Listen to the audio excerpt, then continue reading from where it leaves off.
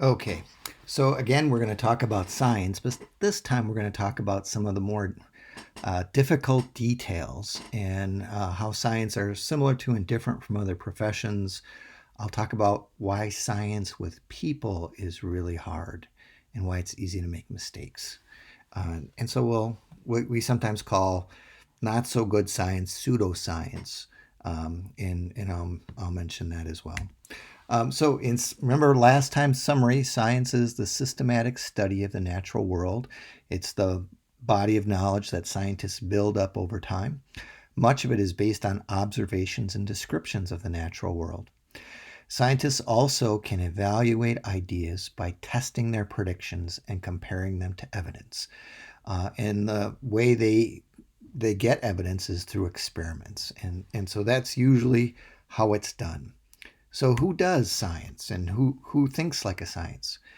Well, you might be surprised. It's not that difficult, um, but it is a specialized form of knowledge. And uh, science in different areas can be very, very complex.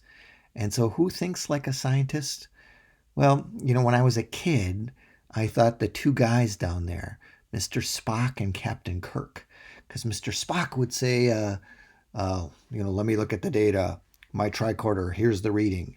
And Captain Kirk would say, I have a theory. And, they rode around in a spaceship, and one of them was an alien. So I thought, they could be scientists. But really, science is more like the people in the other column there. Auto mechanics do things in a very particular way, and they try and rule out things. And so if your car doesn't start, the first thing the auto mechanic will do is he'll check the battery. He'll say, oh, okay, does it have 12.78 volts? If it does, okay, the battery's good. It's not the battery. The battery is not the problem. Then he'll go on to the next thing. He'll check the starter or the solenoid. Then he may check the fuel line. Then he may check how much gas is in the gas tank. But they rule out things. So it's a stepwise process where they rule things out. Very similar to science. And then, of course, everyone knows Judge Judy. And of course, I'm making a joke when I say Judge Judy, but our legal system is supposed to work on a very similar mechanism that we hear the evidence and a group of people weigh the evidence against two different sides and see which side is more reasonable. And there's a standard of beyond a shadow of a doubt. And so it's similar to our legal system, hopefully better than our legal system. And evidence changes, and like just like a courtroom has a rule or rules about evidence, so do scientists. Okay, and scientists aren't always right. And so I thought I would give you a couple stories where scientists change their ideas. Okay, and so the first one is a story about peptic ulcers. Peptic ulcers are little erosions in the wall of the stomach. Gastric ulcer means a pinpoint hole or a bleeding area in the wall of the stomach. And they've been known for well over 150 years. And the thought was that these were chronic problems, that they were caused by spicy foods and stress and genetics, because ulcers often ran in people's families. And they definitely got worse when people ate spicy food or drank coffee or had a glass of wine. Um, and so, that was the accepted wisdom for years and years and years until a graduate student, Barry Marshall, and his professor started looking at uh, tissue slides, prepared microscope slides of the stomach. And they noticed that the stomach, in some cases, had bacteria in it. And that bacteria you see on the left, that's Helicobacter. And so they noticed that sometimes they would find these bacteria. And that when they went back and checked the patient records, wherever they found the bacteria in the stomach, the patients had ulcers.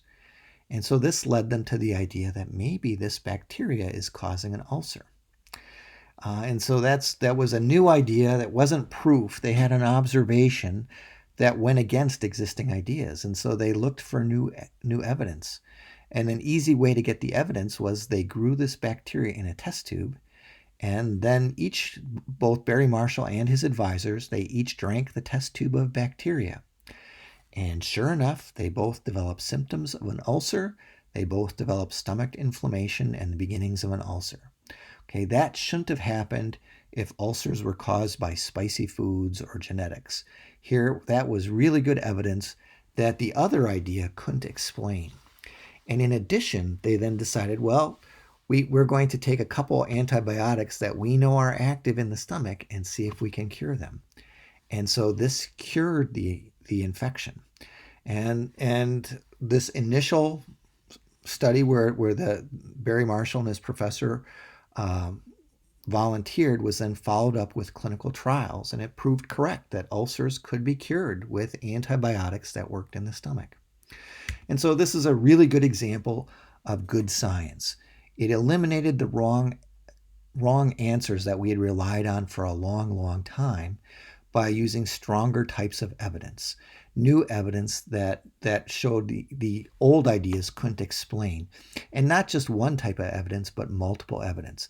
The observations that bacteria were in the tissues of people that had ulcers, the experimental results that you could develop an ulcer if you were exposed to this bacteria, and the additional trials where we used antibiotics to cure ulcers. That was the first time ulcers were ever cured. And so this was a theory that predicted new evidence that the other ideas couldn't explain. So that's now the accepted ideas about the cause of ulcers. Okay. So that's a sign or an example where a new idea replaced a bad idea. Okay, sometimes things go the other way. And so that old guy there is Linus Pauling. He was among the most famous biochemists in the world. He's dead now, but he won 2 Nobel Prizes for studying the structure of chemicals. And late in his career, he became interested in a compound called vitamin C and its effect in people. And he developed an idea that maybe vitamin C, large doses of vitamin C, could be really beneficial to people, maybe curing cold, maybe curing cancer. And this was, he was one of the greatest scientists. This was an important opinion that he had. And so he did an experiment. And sure enough, the people that he gave vitamin C to lived longer if they had cancer. And the bad news about this, though, was that when he was a chemist, he wasn't used to working with people. And so he made some simple mistakes. And usually we always have a control group, a group that doesn't get your treatment. And with people, that's a big issue because people are smart and they think and they know things and sometimes they get better anyway. And so with vitamin C, their trial with the cancer patients lived twice as long. However, the ones that got the vitamin C knew they got the vitamin C, and the ones that didn't get it didn't get a placebo, something that they would make them think they got it. And so you got to think, okay, how do you feel? The world's greatest scientist says he's got a cure for cancer and he gives it to you. Okay, you feel pretty good. There's a chance that, boy, you're going to feel good for a long time and you're going to live and you're going to be okay. On the other hand, if you're in the control group, you find out that, the world's greatest scientist thinks he has a cure for cancer and you're in the control group and you're not going to get it. I can't think of anything more depressing. And so when they tried to repeat his results, they couldn't. And other scientists that were more used to working with people, when they looked at it, they pointed out this error. And so they haven't been able to replicate his results. And this is an example of bad science. And there's all sorts of ways scientists can make mistakes. And mistakes are easy to make if you're in a hurry, or if there's a lot at stake, or you really want to be right. Or if the effect that you're looking at is small, or your sample size is small, or things are variable, you can make mistakes. And Linus Pauling made mistakes, and this is not uncommon. And eventually it was caught. They couldn't replicate the results. They knew that the placebo wasn't used, and so there really wasn't a good control group. Okay, this is important. These are important ideas.